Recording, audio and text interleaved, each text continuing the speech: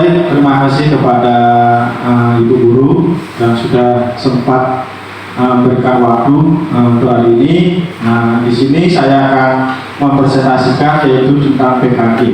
Ya, di sini saya bukan untuk menggurui ibu-ibu, melainkan di sini saya akan pelatihan mengikuti PKG. Ya, selama 3 bulan, kurang lebih selama 3 bulan.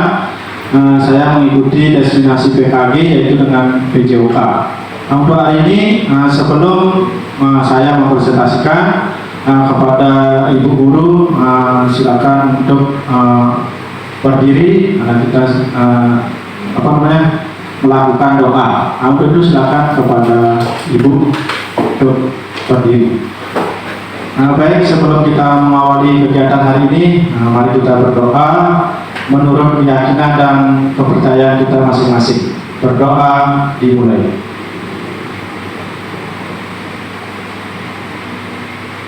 Berdoa selesai. Saya mohon kepada Ibu Guru tetap berdiri. Kita akan menyanyikan yaitu lagu Indonesia Raya.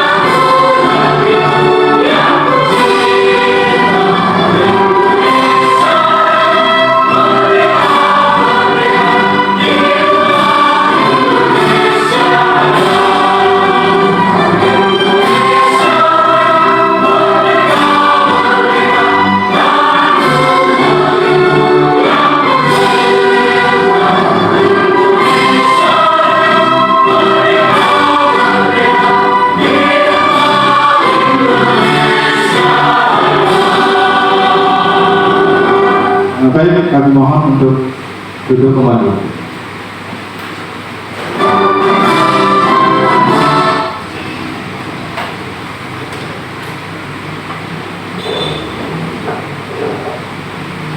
Nah, baik, sebelum saya di sini mempresentasikan yaitu rencana kita lanjut, saya harap ada memberikan yaitu masukan maupun saran kepada Ibu Guru. Untuk kami persilakan.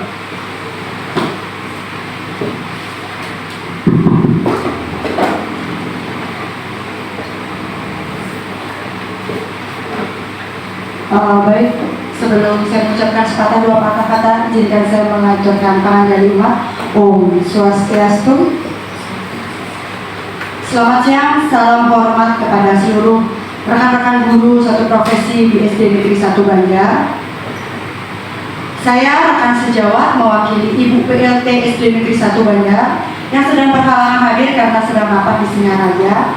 Saya ingin menyampaikan sepatah dua patah kata tentang kesan dan pesan program pengembangan kompetensi guru PKG PJOK Bapak Iputu Agus Heriadi. Selamat saya ucapkan kepada Bapak yang sedang mengikuti kegiatan PKG PJOK. Ingatlah bahwa setiap usaha yang kita lakukan untuk meningkatkan kualitas diri adalah langkah besar dalam mencetak generasi emas berikutnya. Kemudian teruslah bersemangat dalam belajar, berbagi ilmu kepada peserta didik dan juga rekan sejawat seperti kami, karena setiap pengetahuan kita peroleh akan memberikan dampak positif yang lebih besar bagi siswa-siswa dan juga kami rekan sejawat. Jadikan PKG ini sebagai momentum untuk tumbuh, berkembang, dan menjadi lebih baik lagi dalam mendidik. Terima kasih saya ucapkan atas waktunya. Sekian dan terima kasih. Saya akhiri dengan paramesan Om Santi Santi Santi Om. Baik, terima kasih kepada Ibu Desa telah memberikan saya masukan maupun saran. Tentu sebelum kita lanjut, yang terhormat dulu kepada Ibu Guru, para PLD, kepala sekolah kita sedang sedang mengikuti rapat. Jadi kita perwakilan dengan teman-teman guru kita di SD Negeri 1 Bandar. Baik, kita langsung saja. Di sini saya akan mempresentasikan yaitu dengan rencana tindak lanjut program pengembangan kompetensi guru yang disebut dengan PKG PJOK. Nah, di sini saya di PKG saya di sini kelas 001 yaitu dengan gelombang kedua di Kabupaten Buleleng. Kemudian olahraga tradisional yang kita ikuti yaitu olahraga tradisional hadang, membangun karakter bangsa dengan pembelajaran sport education model atau yang disebut dengan SEM. Kemudian latar belakang. Nah, latar belakang yang dimaksud dengan peserta didik kita saat ini disebut dengan generasi Gen Z namanya ya, yang menerima harus informasi secara cepat melalui media maupun internet, dan dikhawatirkan nilai-nilai tradisi asing akan mudah masuk menggantikan nilai tradisi lokal. Kemudian yang luhur peserta didik kita ketika bermain tidak menekankan pada aktivitas fisik yang menjadi tumbuh kembangnya, akan tetapi peserta didik lebih banyak bermain game online sehingga memperlambat tumbuh kembangnya. Kencastorkes hadir di sini sebagai salah satu mata pelajaran yang memiliki peranan dalam menerima pertumbuhan fisik, pengembangan psikis. Nah, kemudian kita lanjut ke keterampilan motorik, pengetahuan dan penghayatan. Nah, di sini nilai-nilai peserta pembentukan pola hidup yang sehat dari latar belakang permasalahannya tersebut. Maka dengan ini saya selaku guru Kencastorkes yaitu mengangkat tema olahraga tradisional hadang, membangun karakter bangsa dengan pembelajaran sport education model atau yang disebut dengan SEM. Nah, di sini sebagai salah satu materi yang mengajarkan nilai-nilai karakter seperti sportivitas, kemudian kerjasama, tim, dan disiplin. Kemudian respek terhadap lawan maupun teman setim. Nah, sehingga permainan ini sangat relevan dengan pembentukan karakter generasi. Nah, di sini yang dimaksud dengan latar belakang. Kemudian kita lanjut dengan tujuan. Kita lanjut dengan tujuan. Tujuannya adalah olahraga tradisional hadang, membangun karakter bangsa dengan pembelajaran sport education model atau disebut dengan SEM. Itu tujuan untuk mengikuti tradisional hadang. Kemudian kita lanjut olahraga tradisional. Nah, di sini memiliki tujuan. Gala hadang sebagai olahraga tradisional memiliki akar yang dalam budaya dan sejarah Indonesia. Nah, olahraga ini tidak hanya sekedar aktivitas fisik, tetapi juga mengandung nilai-nilai luhur seperti yang pertama yaitu kerjasama. Nah, kerjasama di sini memiliki gala hadang umumnya dimainkan secara berkelompok, kemudian menumbuhkan semangat kerjasama dan gotong royong. Kemudian selanjutnya yaitu disiplin. Nah, disiplin di sini aturannya adalah permainan yang jelas, menuntut disiplin dan kepatuhan. Kemudian kita lanjut dengan sportivitas. Nah, sportivitas di sini yaitu dengan cara kita menang maupun kalah adalah hal yang biasa dalam olahraga ini, namun semangat sportivitas harus tetap dijunjung tinggi. Nah, kemudian yang terakhir yaitu dengan ketahanan. Nah, ketahanan di sini yaitu dengan galah hadang membutuhkan stamina dan kekuatan fisik yang baik. Nah, itu yang dimaksud dengan olahraga tradisional. Kemudian kita lanjut membangun karakter bangsa. Nah, di sini juga sama memiliki tujuannya, yaitu mengangkat galah hadang sebagai tema untuk membangun karakter bangsa, memiliki relevansi yang sangat tinggi. Nah, melalui olahraga ini generasi muda dapat yang pertama yaitu menghubungkan dengan akar budaya. Di sini kita mengenal dan melestarikan warisan budaya bangsa. Kemudian yang kedua yaitu menumbuhkan rasa cinta tanah air. Nah, di sini kita melalui kegiatan yang berakar pada budaya lokal. Kemudian yang ketiga yaitu membentuk karakter yang tangguh. Nah, di sini melalui tantangan fisik dan mental dalam permainan. Kemudian yang terakhir yaitu menjadi generasi yang berkualitas. Nah, dengan menggabungkan nilai-nilai tradisional dan modern. Nah, di sini kita dimaksud dengan membangun karakter bangsa. Kemudian kita selanjutnya pembelajaran sport education model yang dimaksud dengan SEM. Sama juga seperti tadi, yaitu di sini memiliki arti dan tujuan. Nah, memiliki arti dan tujuan di sini yaitu model pembelajaran olahraga SEM adalah sebuah pendekatan pembelajaran yang mengintegrasikan olahraga ke dalam kurikulum sekolah dengan tujuan mengembangkan keterampilan motorik, kognitif, dan sosial siswa secara holistik. SEM tidak hanya sekedar mengajarkan teknik olahraga, tetapi juga menanamkan nilai-nilai penting seperti kerjasama tim. Nah, di sini yang pertama yaitu fokus pada pengalaman. Nah, di sini anak-anak siswa secara aktif terlihat dalam berbagai pengalaman olahraga, baik sebagai panitia penyelenggara event, pemain, pelatih, wasit maupun penonton. Itu yang disebut dengan fokus pada pengalamannya untuk siswa. Kita lanjut dengan konteks yang nyata.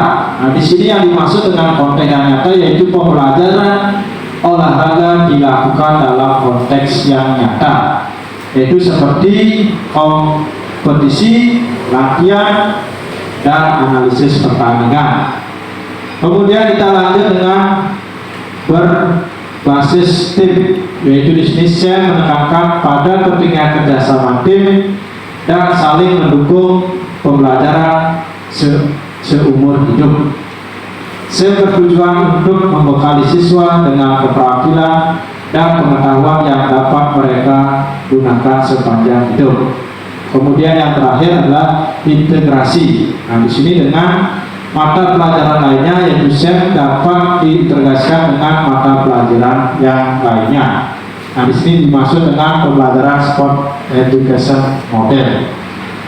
Kemudian untuk selanjutnya, capai yang diharapkan.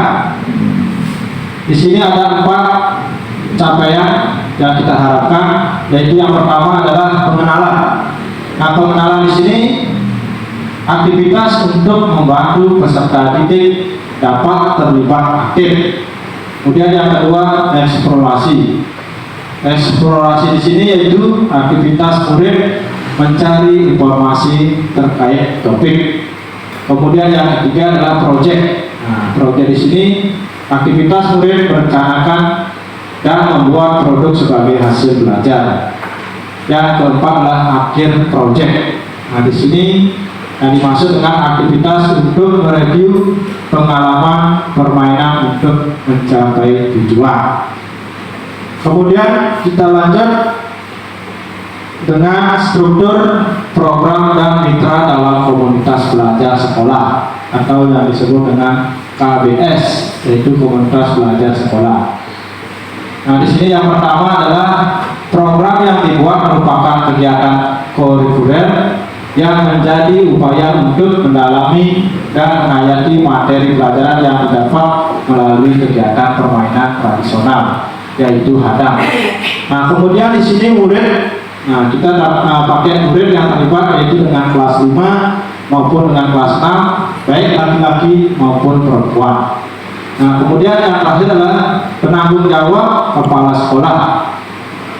Kemudian KBS yang disebut dengan komunitas belajar sekolah yang menjadi fasilitator adalah yaitu komunitas praktisi, yaitu di sini SD Negeri 1 Banjar yang terdiri dari beberapa guru kelas dan guru agama.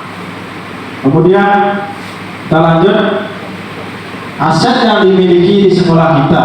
Nah, aset yang dimiliki sekolah kita adalah yang pertama, sekolah memiliki kepala sekolah.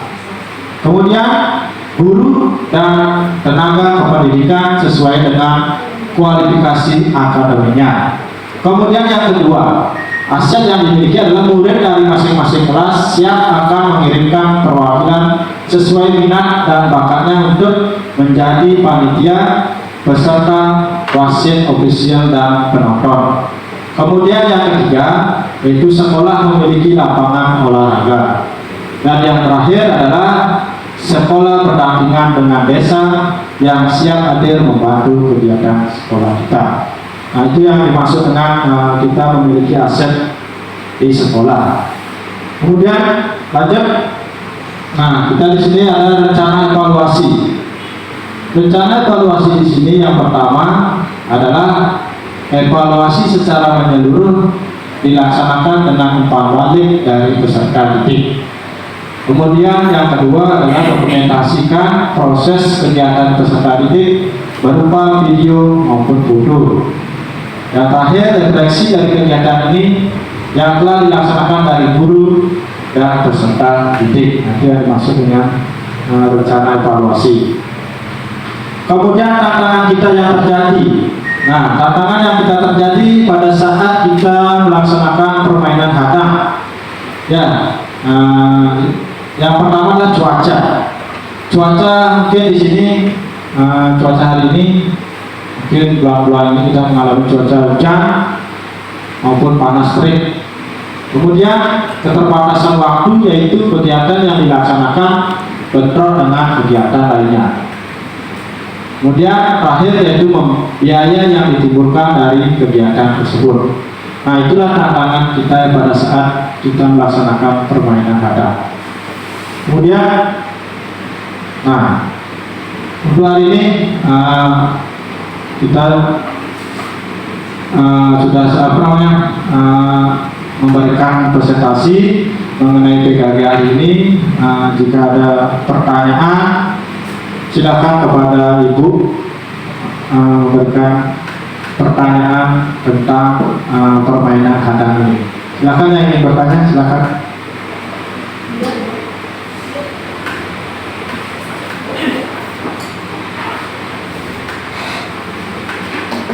Terima kasih atas waktunya untuk Pak Agus. Sebelumnya saya melakukan pengabdian. Om Swastiastu. Dari materi yang Pak Agus paparkan tadi, saya ada cuma satu pertanyaan yang saya tanyakan. Kenapa harus siswa kelas 5 yang harus terlibat untuk melaksanakan kegiatan permainan hadang ini? Karena dari tadi, dari materi yang Pak Agus paparkan itu, saya belum paham di bagian kedua, di materi yang kedua rasanya itu. Sekali lagi saya ulang, kenapa harus siswa kelas 5 yang harus terlibat dalam permainan ini? Terima kasih. Baik, terima kasih kepada Bu Lulawati, itu dengan wali kelas 5. Ya, kenapa kelas 5 gitu ya. Nah, jadi kenapa kelas 5 kita pakai? Jadi kita melaksanakan melakukan permainan hadang itu sementara kita melakukan proyek dulu ya untuk kelas 5. Nanti setelah kita melaksanakan di kelas 5 melaksanakan proyek yaitu permainan hadang, nanti kita akan berlanjut di kelas 6 dan kelas yang lainnya. Ya, gimana Pada Bunda bisa diterima? Terima kasih untuk penjelasannya. Nah, baik, yang lainnya gimana pada Ibu Guru? Ada berikan pertanyaan? Nah, silakan kepada Bu Diah selaku wali kelas 3.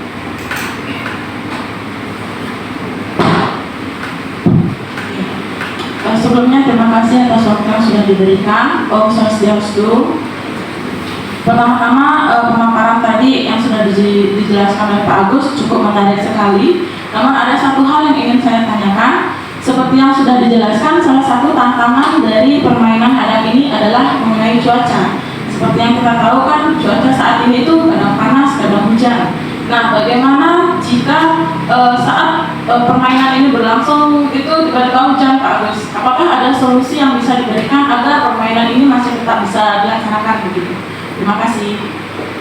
Baik, terima kasih kepada Ibu Diah selaku wali kelas 3 memberikan pertanyaan cuaca ya, tentang cuaca pada saat melaksanakan yaitu permainan hadang. Nah, di sini saya akan menjawab kenapa pada saat kita melaksanakan kegiatan permainan hadang pada saat cuaca kita misalnya hujan maupun panas terik ya. Jadi kita di sini bisa saja menggunakan di permainan di dalam kelas maupun indoor. Ya, itu kita bisa melaksanakan kegiatan pelaksanaan yaitu dengan permainan hadang. Itu aja. Bisa ada gini tambahan lagi pada Bu Diah? Sudah cukup Pak Agus. Sudah, baik, terima kasih ya. Untuk rekan-rekan Ibu Guru ada pertanyaan lagi? Tidak, ya baik, terima kasih telah menyempatkan waktu untuk dalam kegiatan kita sedang melaksanakan yaitu pelatihan PKG. Jadi mudah-mudahan apa yang kita lakukan pada saat melakukan kegiatan PKG pelatihan ini bisa berjalan dengan lancar dan sukses. Jadi saya harap sekali lagi saya ucapkan terima kasih kepada rekan-rekan Ibu Guru. Ya, jika ada kesalahan maupun kurang pas pada saat pemaparan yang saya berikan, jadi mohon maaf yang sebesar-besarnya. Di sini saya masih dalam proses pembelajaran, jadi kedepannya nanti bisa berkelanjutan lagi. Untuk itu terima kasih lagi. Saya tutup dengan parama Santi.